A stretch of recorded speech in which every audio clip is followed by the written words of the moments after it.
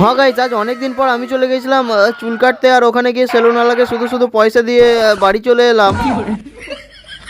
হ্যাঁ, আমি বুঝতে পারছি এই বিষয়টা তোমাদেরকে ক্লিয়ার লাগছে না। চলো সবকিছু একদম ওপেন করে বলি।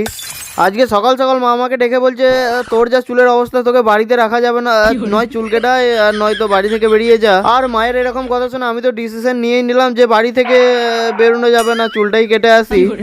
আবে আমার যে চুলের অবস্থা এটাকে ঠিক না করলে সেলুনওয়ালাটা কাটতেই চাইবে না। দাঁড়াও দাঁড়াও, এটাকে হালকা করে ঠিক করে নিই। আর আমি আমার এই চুলটাকে হালকা করে ঠিক করার জন্য স্প্রে করলাম পাঞ্জাব থেকে আনা পুরো পাঞ্জাবি হেয়ার অয়েল। চলো, এখন আমার চুলটাও হালকা করে ঠিক হয়ে গেছে, আর ঘরে থাকাটাও ইম্পর্টেন্ট, তাই নিনজাটাকে নিয়ে বেরিয়ে পড়ি। চুল আজকে কাটতেই হবে। গাইস, তোমরা তো জানো আমি কত বড় লোক, তাই আমার এরকম প্রিমিয়াম সেলুন ছাড়া পছন্দই হয় না। বড় লোকের বড় বড় ব্যাপার। আর এরকম প্রিমিয়াম সেলুনে এসে কিছুক্ষণ বসতেই আমার চুল কেটে পুরো রেডি হয়ে যায়। এবার তোমরা ভাবছো চুল কেটেছেই কোথায়। আসল ব্যাপার হচ্ছে আমি সেলুনে গিয়ে সেলুনওয়ালাকে পয়সা দিয়ে চুল না কেটেই বাড়ি চলে আসি। হ্যাঁ, এরকম করলে সেলুনওয়ালারও লাভ হয় আর আমারও। আমার তো লস হয়ে যাচ্ছে।